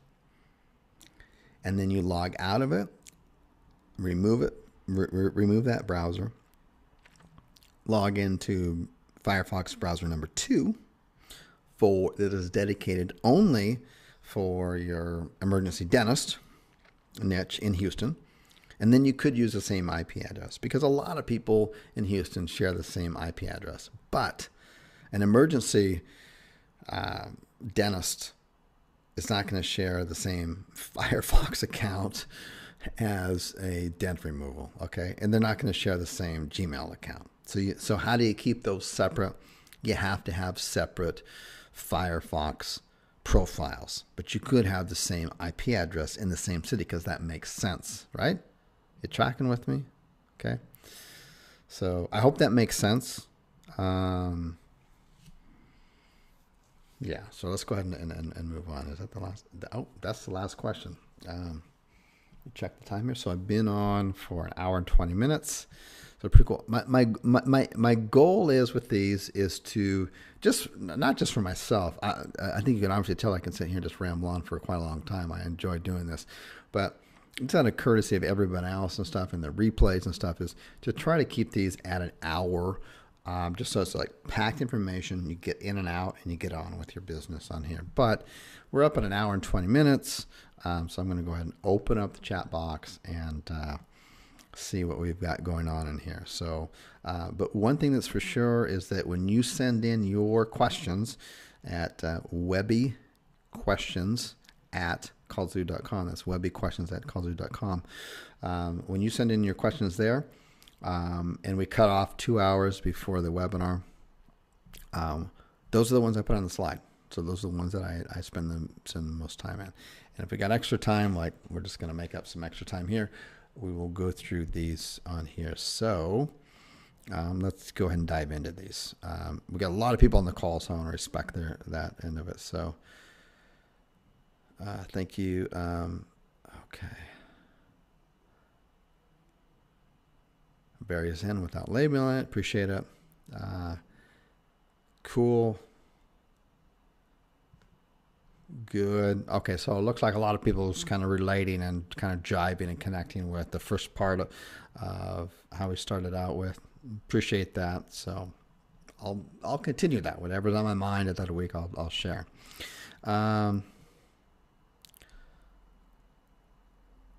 Good stuff, David. Appreciate it. Okay, good. I'm just reading through these. I'll get to this. Really appreciate the teachings on here. Good. Still connected. Okay, great stuff. Okay, good. We'll get to the other questions. I want to make sure. Dennis, Hong Kong conference videos. You need to contact my support for that. That's not what we're going to cover in this video. We want to stay theme-based here, which is the Qzx and starting out on here, building your site, picking out your niche. So I want to say this. Your UPS is your promise, right? Yes, that's a great way to put it. So we were talking earlier, someone asked a question about your unique selling position, and that's really your promise. That's a great way to put it. Thank you, David. So that's your promise. That's answering the person's concerns, their pain points. That's your promise to them. So that's an awesome way to put it. And that's a really good way to kind of think about it. You look around your niches, you look around what the others are doing on that. A lot of them are not going to answer the promise to the customer. They're not going to answer their pain points on that. But if you've got a niche where it's price point sensitive, you'd probably want to do a combination of your promise, answering their pain points, and guaranteeing that you would meet or beat any competitors' offer out there to keep yourself in the game. I got some separate viewpoints of that, but there's no time for that right now. Can your Qzx email track plugin allow for extra form fields so we can ask specific questions related to our niche through our plugin? Great question, Stacy. At this point right now, our Qzx email tracker, and that is, when you set up your site, the majority of people are just going to pick up the phone call. Or if they're on a cell phone with our theme, it's just tap to call. So the majority, 80%, 85%, depending on the niche, or even 90% are just going to call. But there is that 10, 15, 20%, depending on niche, that's just not how they shop. They don't shop by calling. They shop by filling out a form and asking questions. And so you're asking if we have a custom form in there for you. That's a great feature. If you could, please, Stacy, could you submit that to support.qzx920.com, my support desk? And I think it's a good feature. I've seen that come up a couple of times before, and my team's really talented. I know they could do something like that. So I think that's a great feature to have. So if you want it to come true, I'm just asking you, just contact our support, and I'll make sure when it comes through there, because any kind of requests for, will you accept Stripe or, something else besides PayPal, these kind of requests, we take them very seriously. We want to listen to what the users have. And those don't just get thrown to the, they don't just get thrown to the cyberspace, floor and swept away. We compile those, and then we kind of say, okay, are we getting a lot of these requests? Do these requests make sense that would benefit not just one person individually, but potentially the group as whole? And that's a feature that could benefit maybe not everyone, but I could see how it could benefit a lot. So please submit that, and we'll put that on the board for sure. A lot of dentists work 4 days a week. Exactly, Tom. Yeah, exactly. So we're talking about emergency dentists before, so they can do that. Yes. Okay, so David, anyone who's on the call and not on the current newer kind of training and software and all that kind of stuff, just contact the support at Qzx920.com, and they can send you information about how you can come on board. Okay, so Bev asks in here, have you ranked in the automotive niche? What would be your target automotive services or sales? Yeah, I've been in the automotive niche on that end of it. I would, rather than people always asking what would be a good niche to do on that kind of stuff. So it really, Bev, comes down to the numbers and the research and the data. Do you have enough searches? Are there enough cities that have enough searches for you? Is it fairly easy to rank a site in those areas? Do all these things align? And if they do, then it doesn't matter, what kind of niche it is. So I don't have any secret pocket of niches that are ready to go. It really comes down to the data, and we show that all in Module 1. If you follow through Module 1, it's pretty darn thorough. And then I offer at the end, if you've gone through all the end of Module 1, you've done all your hard work through there, you've filled out the Excel sheets, you've done everything, you've narrowed it down to 1 or 2 niches that you've done a lot of work towards gathering the data, a lot of thought process into it.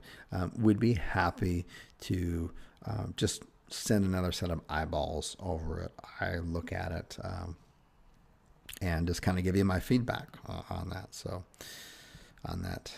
How about subdomains?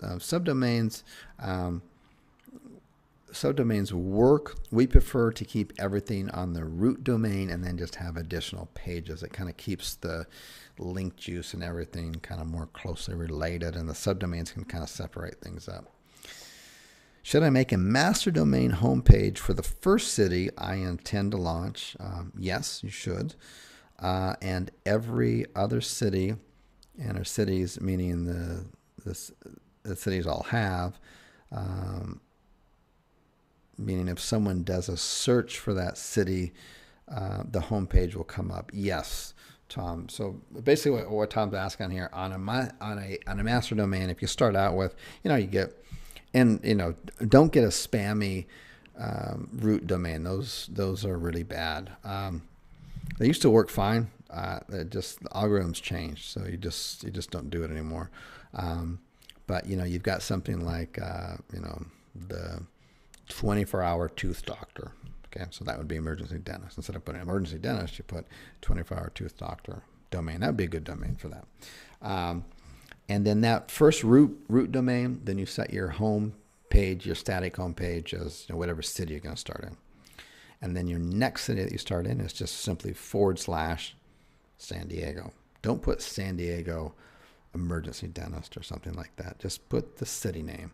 From your content that's on the page, Google will figure out what you're for. Don't try to shove it down Google's throat, what you're trying to rank for, because they will just go, oh, you're just another SEO marketer trying to game the system, and they're going to penalize you, okay? Just follow the follow the on-page guidelines that we set out. And really, you're just putting your keywords. You got 4 to 7 keywords. They're all very similar.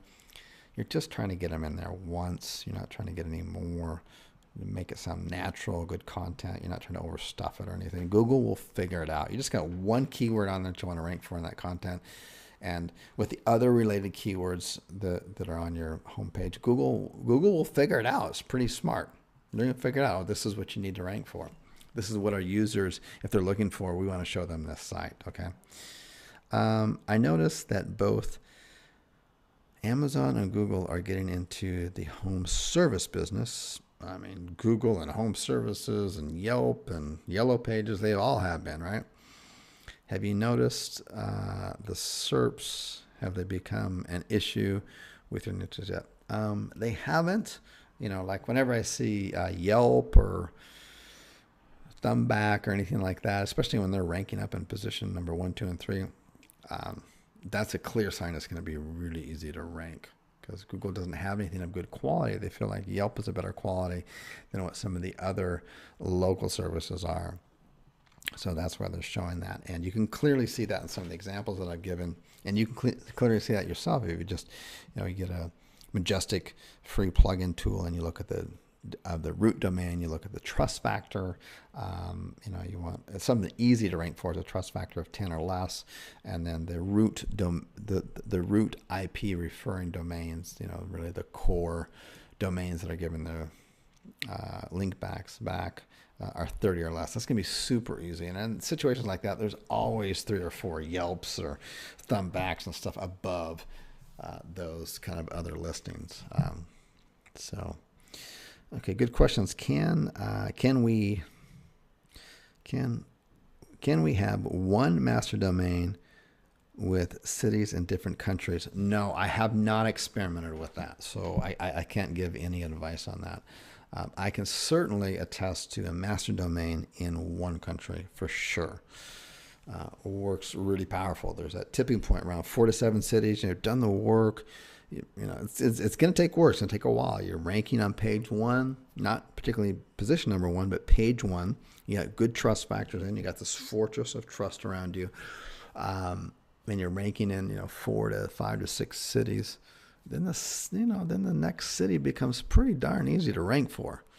But to do that, when you step outside of a country into another, I have no experience in it, so I cannot comment.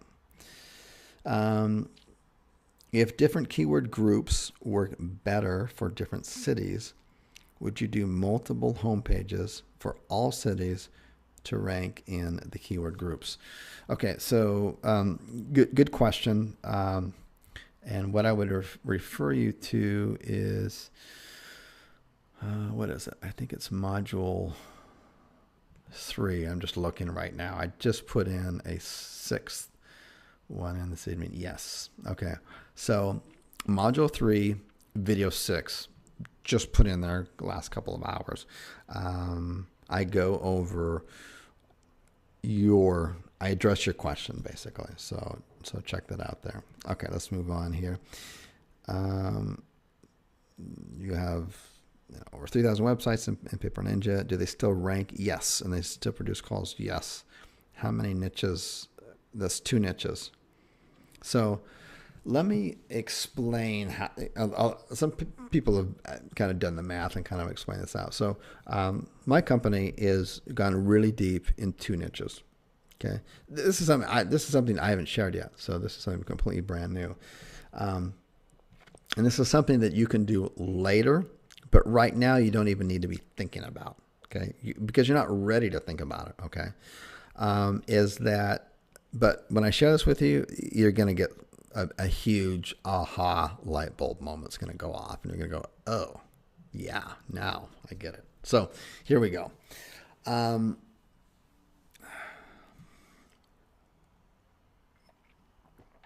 So we've delved really deep on 2 main niches in basically every English-speaking country. In every English-speaking country. And in every major city. Even the smaller cities with a population of 100,000, even those. And so let's just think about this for a second. Let's say that we're very profitable in Houston under a certain niche, and we're ranking position number 1. And we already know it's proven, and we've already got clients, right? So this is a key takeaway. Whoever attended this webinar or listened to the webinar is going to walk away with something huge right now. Doesn't it make sense to then open up another website for Houston? I mean, why just limit yourself to one? Open up another one. Put it on a different hosting. Use a different Firefox profile. Use a different IP address, but locally, and just repeat it. Now you got two properties ranking for Houston. They look different. Everything's different. You even have a different phone number on it, but it can still point to wherever you want. Now you got more leads coming. It's already a proven market. And from there, why not add another one? Okay, you see what I'm saying? Look, we've been enormously successful with just one site ranking very high, at least in the top 3, even frankly at the bottom of page 2 and some bottom of page 1, sometimes the top of page 2, depending on the niche. Why not add more properties there? You already know it's profitable, so you know the money you're going to invest to do it is well worth it. You've already got clients willing to buy the leads, so why not just rinse and repeat? Okay? So that's how we have so many websites and so few niches. Okay? I'll freak your mind out maybe a little bit more with Google AdWords. If you got a Google AdWords campaign that's working really well, Google doesn't allow you to do 2 campaigns at the same time for the same niche, for the same keywords. But if you got a Google AdWords campaign that's working really well, and you got sites that are working really well there, why not open up a different Google AdWords account, different credit card, and just slightly change it up a bit? It's not exactly the same, but it's going after the same group because you already know it's profitable, right? Okay, so that's how that's done. Huge.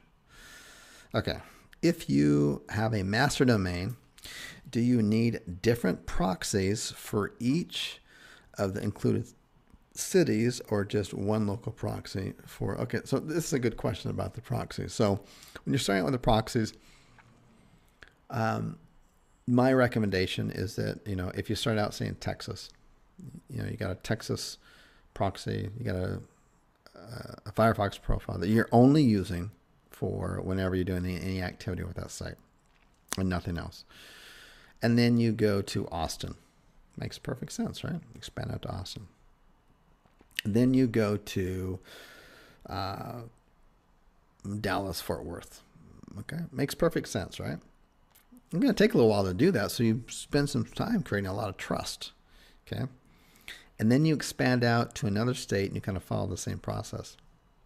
Makes perfect sense that you would have the same domain name and same proxy. If you do it in that order of your growing out and expanding, this takes some time to do. But if you start out in Houston, Texas, and in one niche in one city, and then you kind of hop over and decide you're going to do maybe the same niche in a different city, then you're going to need different Firefox profiles and different IP addresses. I live in Toronto, Canada. Like Canada, by the way, just as a default. If I'm anywhere that's kind of politically tense, I always say I'm from Canada and pass off as that. I was in Turkey recently, and it's a really heated place next to Syria. Anyways, people ask me where I'm from. I say Canada because everybody likes Canada. Anyways, I live in Toronto, Canada, and the first location of a master domain is Toronto. Can I log into a WordPress all the time from Toronto without a proxy and then work on other cities? You could, if your proxy is already located, and just make sure that you have a dedicated Firefox profile, because that profile is going to be attached to a Google Gmail account, which then attaches you to everything that has to do with Google, right? Google Plus, Google Analytics, YouTube. Okay, so just you could do that. So the question is, again, if you live in a Pacific area, say Toronto, Canada, or San Diego or whatever. If you physically live in that area and that's your IP address and that's the area you want to start out with, great. Just do it in a different Firefox profile. Okay.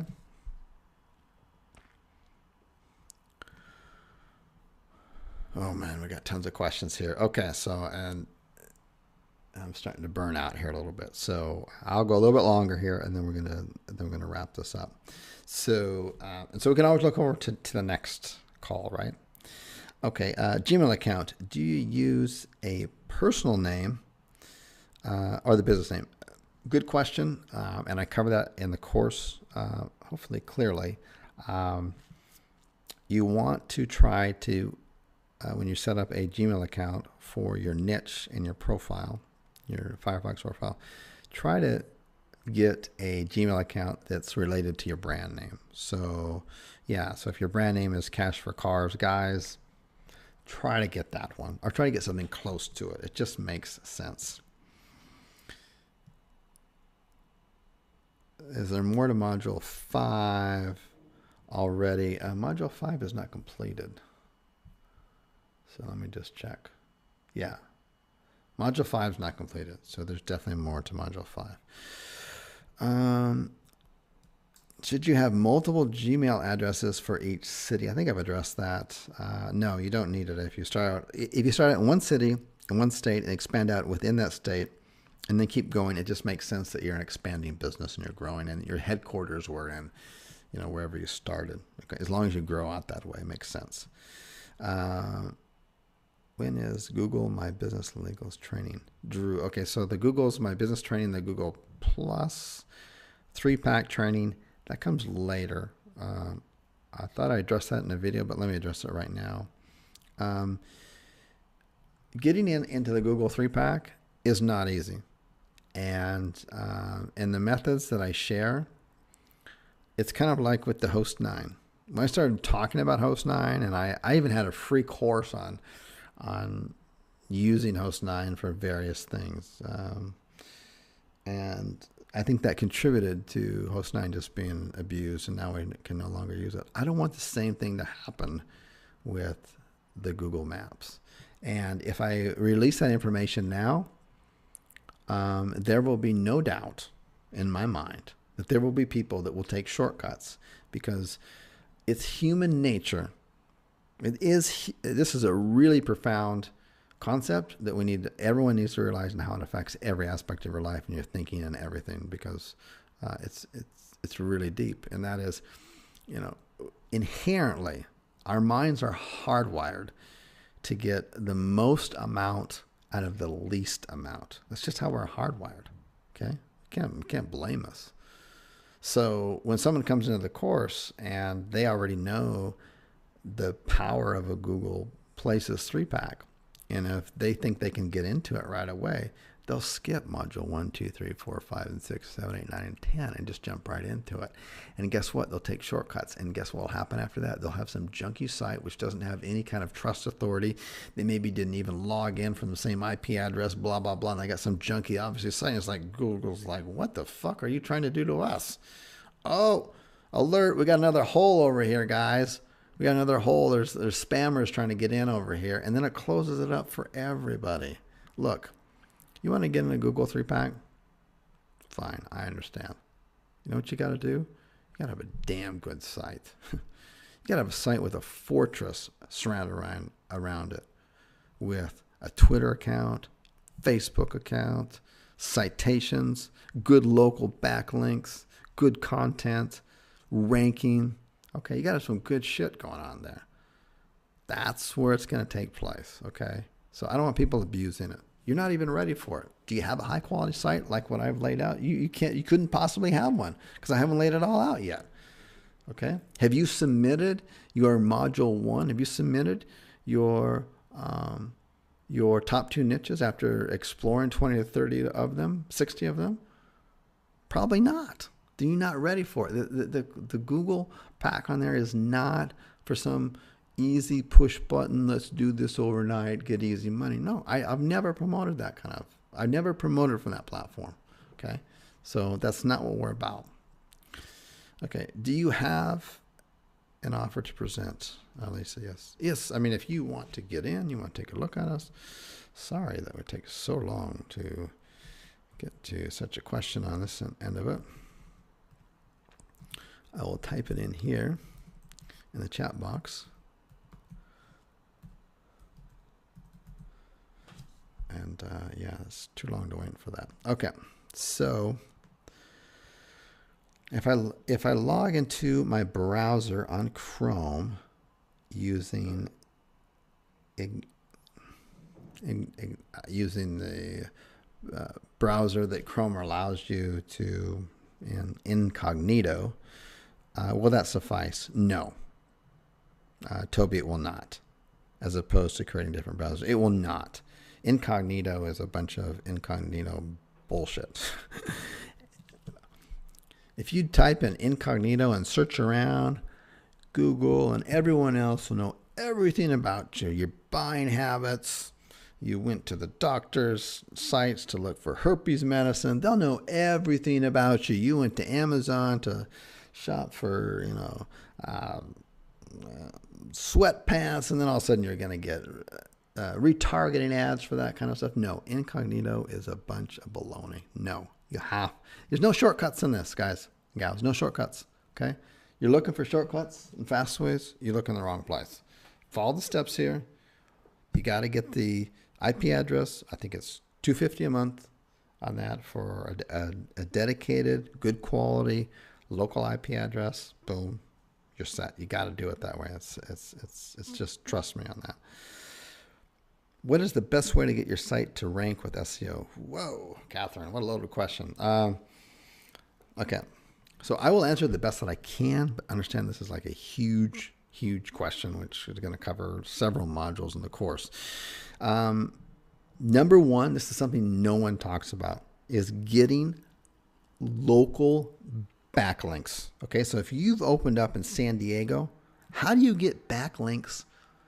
And say your niche is something to do with automotive, how do you get other automotive backlinks within San Diego to backlink back to your site? This is huge. This is what real sites do, and this is what Google loves. Okay? So I talk about that. So that's a good way to rank. Another good way to rank is to just totally give up on the whole, page rank stuff, and you're looking at quality backlinks. And so what does a quality backlink look like? It looks like this. Google keeps track of they have a backlink profile for every site. Okay, so this is where you're either fucked or you're fine. But you got to understand that exists. Google for your website has a backlink profile. It looks at a lot of different things. It looks at the quality of the link coming to your site. And you look at it and they go, okay, is this coming from a site that is somewhat related to this niche? Is it, this is an automotive site. Is it coming from an Indy 500 site? Is it coming from a Mustang enthusiast site? Where's it coming from? It should be coming from somewhere similar, right? Or somewhat similar. What's the anchor text? Because Google's got it pretty much figured out what natural anchor text would look like. Natural anchor text does not look like, towing Baltimore or towing in Baltimore. Okay, that's not natural anchor text. Okay, natural anchor text is branding. It's click here. Okay, is the anchor text coming from within contents? There's a nice, good quality contents. Is it coming from within it? That's higher quality than just a backlink from kind of a blank page, basically. Okay. So those are kind of quality links. Then Google also looks at that particular site of where your backlink is coming from. Where else are they backlinking to? Are they backlinking to all kinds of different kind of offline type sites? Ooh, spam. Hello. Or are they backlinking to, other relative type of automotive sites? Oh, okay, that's cool. That all looks in alignment. Okay, so very common sense when you think about it. Very common sense. And very easy to detect gaming the system. Okay, when you think about it. Good question. Alrighty. I'm going to kind of skip through these here. Get verification with no postcard. Drew answered. I think I answered that earlier. You got to create some quality sites, which is what we're teaching on here in order to make that happen. And I'm not going to release that sooner because I've just seen it happen. I've shared before my niches. And then what happens? 6 months later, everybody and their dog is in the same niche I'm in, and it's totally ruined.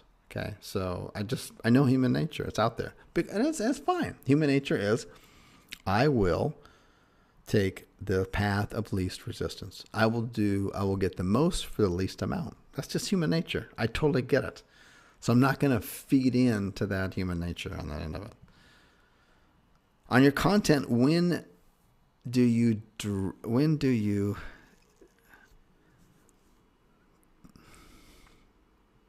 okay, on your, I'm going to try to read this correctly on here. Okay. So Valerie asking here, on your content, what do you do differently for the different locations? Do you have different information about different locations? Because there's only so much you can write about plumbers in San Diego versus Atlanta. I totally agree. That's one of the challenges. But it's also part of the algorithms. And we've studied this stuff, not only with our sites, but with others out there. I've got 50 or 60 Roto-Rooter sites that are not ranking even close on page one. It's a multi-million-dollar company. Why? Because they got exactly the same content. Okay? That's the algorithm. That's the game we play with. And unfortunately, yes, we have to have different content for each of our home pages. And the creative human spirit, we've got to come up with a different way to write a plumber page. It's just the way it is. That's the game we play. That's the rules Google set, okay? So we cannot use the same. It used to work wonderfully. It was like beautiful. Because Google, the way the algorithm used to be was, hey, you know what? This one is applicable to Houston, and even though you got exactly the same site for San Diego, it's two different IP addresses, so it's not duplicate content. We're not going to penalize it, whatever, blah, blah, blah, blah, blah. It's not that way anymore. I'm sorry. So that's the game we play, so you got to do it. Can we use spun content? No. Stay away from spun content. You have to stay away from spun content. Unless you've got some kind of incredible spinning content that reads and spits out really good content. That would be the only exception on that. Could you share more about the lead selling process and how to automate it? When you're ready for it, I will. Right now, the group that we brought in is not ready for it. What I can tease you with right now is that what we're offering business owners is a 7-day free trial, and we're going to offer it to all of the local business owners, and we're going to name the business owners that they'll know that we're contacting next. That's exact same day, that exact same hour. And if they want to capture those free leads on that end of it, we just need the permission to do it. They need to go to a certain URL and check it out. And when they go to that URL, they're going to get a video explaining step by step how the process works. You know, that we're not looking for tire kickers, that, you know, after the, you know, we're looking for a long-term relationship. You know, if you're just here just to seek a couple of free leads, just avoid us because it's just not going to work out. We'll just cancel it right away. That's not what we're looking for.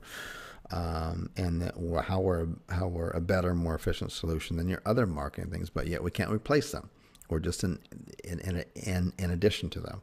And we're not like SEO where you got to wait. We're instant, obviously. And we basically reverse out any kind of risk to them because we know the value of what we're providing. So that explains everything to them. So we don't have to do an explaining on the phone, no kind of selling pitch, blah, blah, blah, all that kind of stuff. Cool, good stuff. How do you access the current membership site? I seem to be an older version of PayPal Ninja. If you're an older version of PayPal Ninja and you want to get on the newer version, contact the support.callzoo.com. And we will help you out. Yes, there's always a replay. Recording's still working. I mean, minus technical difficulties, but the replay, yes, we throw up the replay in the members area.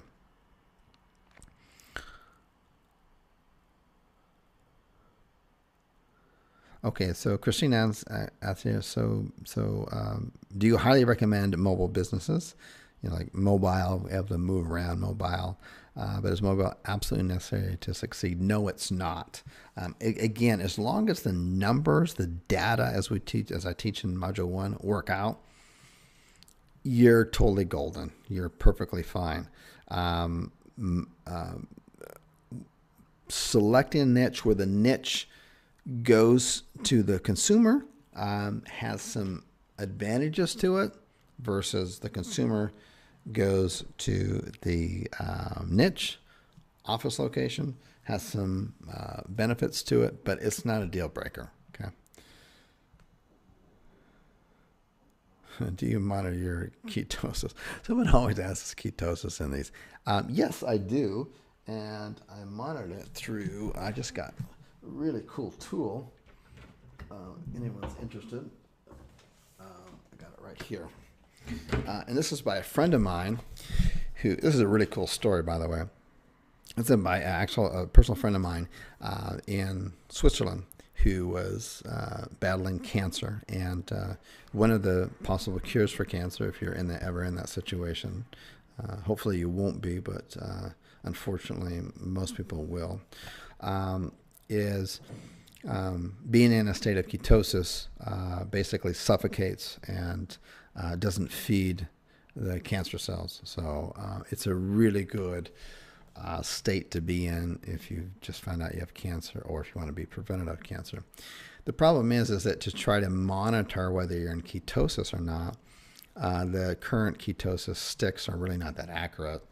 They really are only accurate for like the first 10 to 14 days. After that, they're really just useless. You know, the ones you pee on and you look at the colors on them and it tells you whether you're in ketosis. So being an engineer, he developed his own ketosis thing where you actually blow into it. So it measures the ketosis on your breath, and it attaches through a USB cable to your computer, and it goes to the software system and it measures it. It's the most accurate on the market. And if you're interested in that, it's about $150 less shipping, and it's called Qzx920 K-E-T-O-N-I-X, K-T-N-I-X, and not very well known. I got a gift sample and very thankful for that. And yes, I mean, I play around with my macros, and I just find, you know, I'm all about performance, and how can I make the most of every single day in everything that I do. And so I'm not just looking at like physical performance and sleep, but mental performance. How do I have the highest mental performance humanly possible? And I find that for me personally, staying in a state of ketosis just keeps my mind just totally alert and just like it's just the best state ever. I just can't believe I haven't found this out earlier. You know, I mean, for example, today, and this is what I do every day. I get up. I got up around 7 a.m. I just have coffee, a little bit of fat, good fats in my coffee, basically bullet coffee. And didn't eat a damn thing until right before this call, literally right before this call, until 5:30 is when my meal was ready. And I worked out beforehand. So fasting, feeding your brain good fats, omega-3 through grass-fed butter, some coconut oil throughout the day, and lots of water. Go work out. You go work out. You know, at that point, I've been in ketosis. I've been in a fasting state for 16, 17 hours. And then, you know, studies are clear. It increases your testosterone, your HGH. There's all kinds of benefits to that. By fasting that long and then working out and exercising, and then having your first meal there, it's just, it's pretty amazing. So it's not easy to get into that state, and this is totally off the topic. It's not easy to get in that state. You know, when you start, you know, you had your whole life on carbs, you know, bread and, you know, stuff like that. You know, when you wean yourself away from that stuff, you just have to play around with it, but you have to give yourself enough time to enjoy that state without the mind craving and the body craving the previous self. So you can actually appreciate it and make a good judgment. Am I functioning better here? If you're not, that's fine. Everyone's different. I totally get it. All right. Blah, blah, blah. I'm going to kind of randomly do this, and I'm going to wrap up in 4 minutes here. Totally dominate page 1 with different assets is a gold mine. It is, David. I'm glad you picked that up. It most definitely freaking. I've never shared that before, by the way. Okay, I was double billed by PayPal. David, we're sorry about that. David X, just contact my support. That's what they're for. They're there 7 days a week. The feedback we've been getting is phenomenal, so I know they're doing a good job. It's just a support.qzx920.com, support.qzx920.com. They'll take care of you, so just no worries there. My support is fully functional, aware, and they just know everything about the business. So we're really committed to that. So,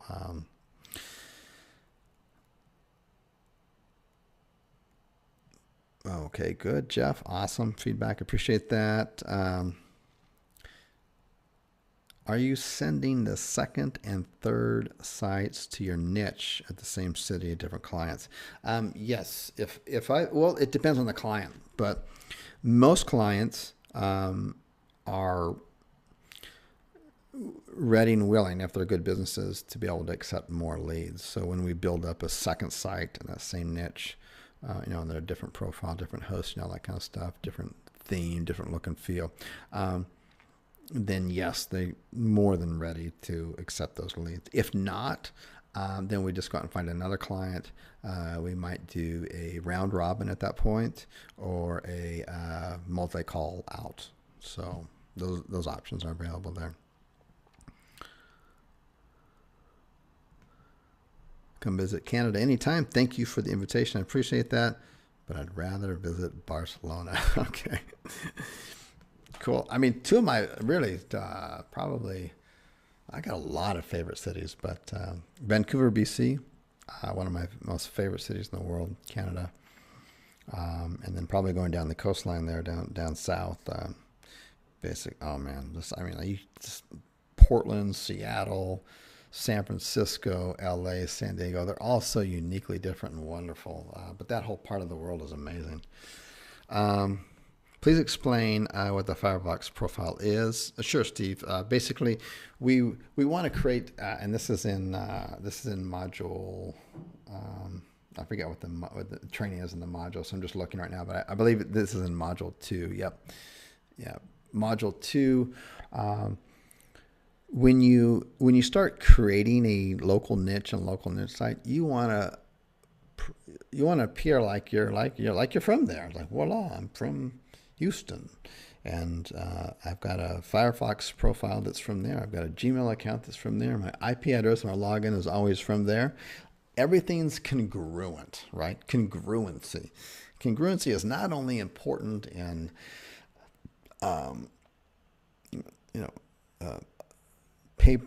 paper lead business. It's important in life. You want to be congruent. Whenever you meet people or you present yourself to the world, you want to be congruent with who you are, because you can't keep up a false self. You have to be congruent. This is me. This is who I am. This is who I express myself. This is my viewpoint of the world.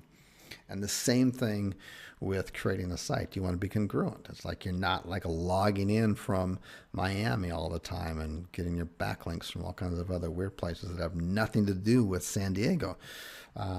You want to become local. You want to blend in like the locals, and you need a profile to do that, a different profile. I explained how to do that in module 2. And you want to have an IP address locally from there. It just makes sense on here. I don't know anyone else who's talking about this stuff. This is really important. You do the devil's in the details. You do all this little stuff that I'm teaching. Your sites are going to rank, whereas maybe before you've tried this or you've dabbled in it, it's like your site was always on page 10 or something. Okay.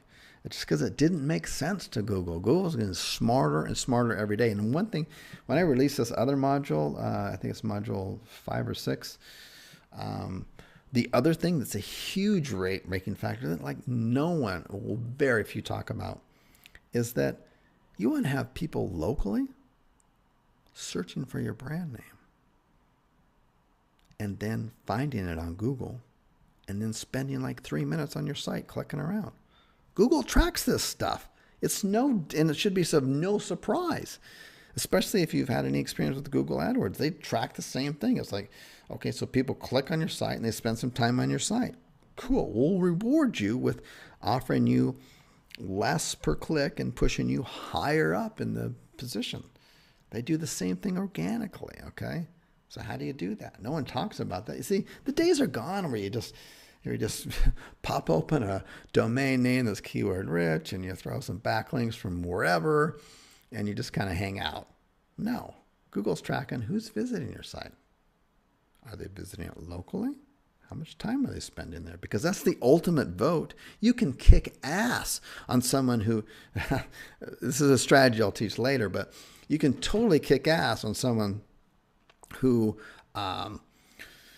they got, higher trust flow than you. They got maybe some higher quality backlinks, hence, they got higher trust flow. It's a direct relationship there. They got more age than you.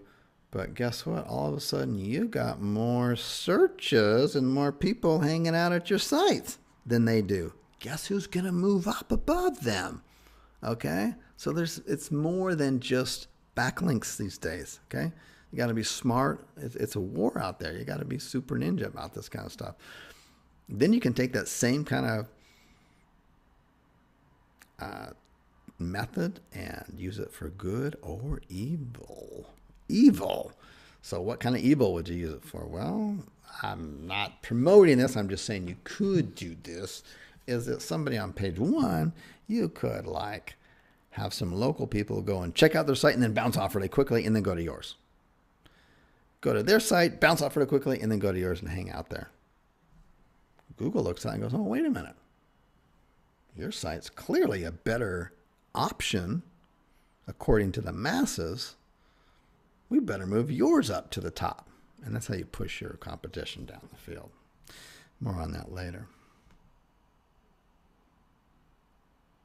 Cool. Okay, so if you're brand new to this, mostly we have members on here, but if you're brand new, I see some brand new people. If you're brand new to this and you're like, hey, this sounds really cool, I'd like to get to know this more, like maybe to become a part of this or learn more about this, I'll put a link in right now.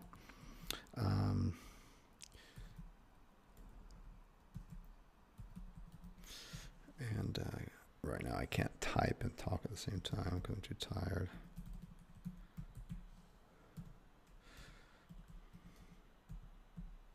Okay, so I just put that in there. I'll just continue on here.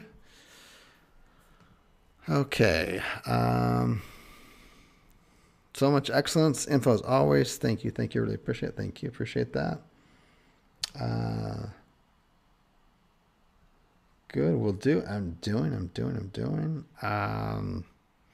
Okay. What's a good reference info for getting in maintaining ketosis? Kind of an off website. I would say just Google it. There's going to be a lot of information out there. Just make sure that whatever you look into it, that maintaining ketosis is going to be consuming more fats than what you're used to doing. And so the fats that you consume, make sure they're high quality. Not all the sites out there emphasize that. It's really important. So it's basically, when you're looking at eggs, you want the wild, free range ones, and they should be really deep yellow. So those make sure they got the good omega-3s versus the ones that are not that yellow and they got too much omega-6s, which creates inflammation, which is not good for you. You want grass-fed beef, which if you live in the States, it's a lot easier to get than where I am. I have to specially order it from UK. It costs me an arm and a leg.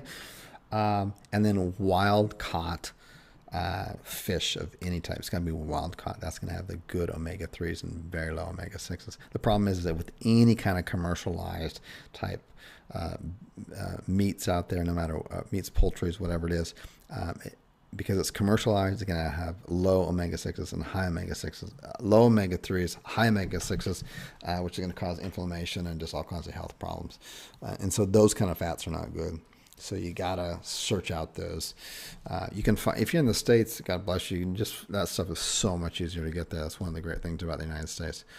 Anyways, okay, so we're getting down to the bottom on here.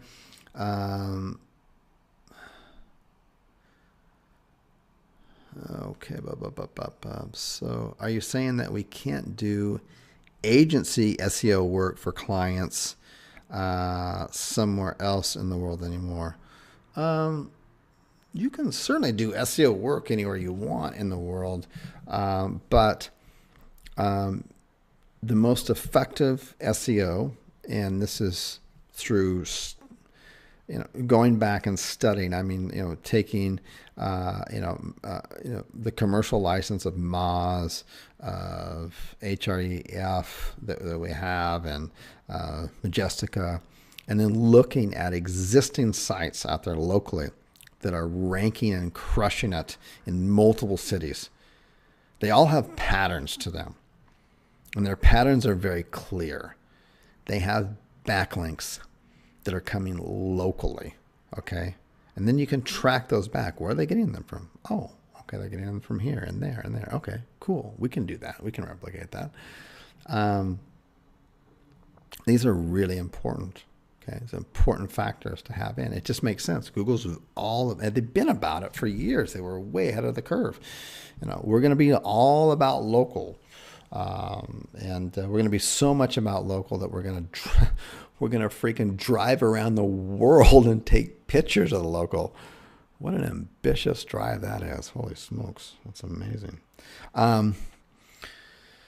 And we're going to go out there and we're going to create algorithms to actually find other local businesses, and we'll create a local business listings for them. And we just ask that they come and claim it. I mean, that's how aggressive they are with this local business stuff. So if you want to be local, you got to seem like you're local. That's why the IP address and having a separate Firefox account, which tracks everything you do. So everything you do in that new Firefox account is to do with your business, okay? Really important to do that. So if you want to do more effective SEO work for other clients, and your client, you got a big client in Los Angeles, then for God's sakes, get a Firefox account and an IP address and only use that to backlink for them. And then use some of the things that we teach in the course here on how to get local backlinks on that. It's not the only source of backlinks, but it's really important to have those. What else we got here? Blah, blah, blah, blah, blah. Okay, good. Jim says he enjoyed the opening comments. My quote for the day: forgiveness is the best revenge. Forgiveness is the best revenge. I totally agree with that. Really powerful statement, by the way, and very hard to do. To be honest, the other form, the highest form of love for yourself and others is forgiveness too. Falls in the same line. Good stuff, man. Glad you like it. Glad you're jiving with it. Good. David says good. I get the local leak part, yet my IP address should be the problem. Shouldn't be. I get the local part, yet my IP shouldn't be the problem, should it? Nikki, it shouldn't be the problem as long as your IP address. I would see what you want to look at, particularly with the local IP, is it like you're like a local company engaging. Google talks about that, the engaging. You're engaging with the local newspapers. You're engaging with other local sites. Okay, you're an engaging part of the local community. Do you do that from somewhere else? No, you do that from where you are locally. So you should do that from a local IP address, and that's the point.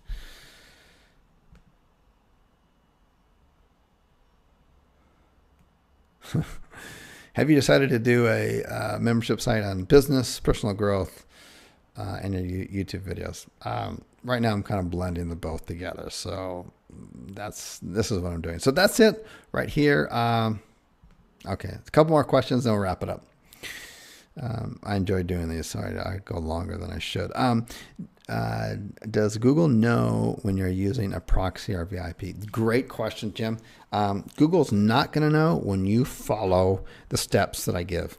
And that's going to the hooer.net/extended version and testing out. And you want to be 100% compliant, and they give you they'll tell you, usually when you start out you're at 60%, and they'll give you step-by-step directions on how to become 100%. That way they will not know. But most people blindly think, oh, I'll just use a proxy and Google won't know. Well, guess what? If you use JavaScript, what most people do, right? JavaScript gives away your true IP location, which basically totally voids any proxies that you use. A lot of people, 99% of people don't know this. And so we teach that. So if you do that, you won't worry about it. Awesome. Okay. Hey, ain't that nice? Okay. So we're going to, okay. Awesome. Thanks. Okay. Last question. And this is an off-topic question on there. Hey, that niacin thing that you're doing was perfect in my 50s. It's in the book called Clear Body. I didn't know that. Clear Body, Clear Mind. I'll definitely look that up. Clear Body, Clear Mind. I learned about it from Dr. Yu and Dr. Maricola. So cool stuff. Got to get out there, spread that word. You got to get healthy. You got to get out there and do that stuff. You can't compartmentalize all this stuff. It just doesn't work, man. I know. I tried it for 41 years. It doesn't work. So adios. That's it.